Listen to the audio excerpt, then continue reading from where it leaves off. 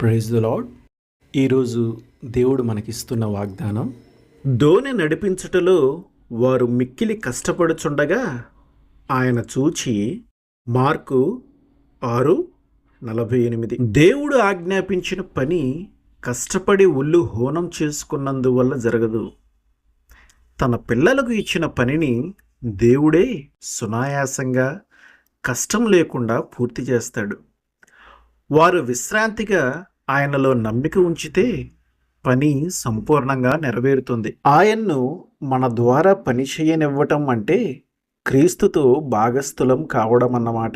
విశ్వాసం మూలంగా ఆయన మన జీవితాన్ని నింపేలా మనం ఆయనలో పాలు పంచుకోవాలి. ఈ రహస్యాన్ని తెలుసుకున్న ఒక భక్తుడు ఇలా అన్నాడు, యేసు చెంతకు వచ్చాను, కడుపు నిండా నీరు త్రాగాను, నాకు మరెన్నడూ దాహం వేయదు. ఆమెన్.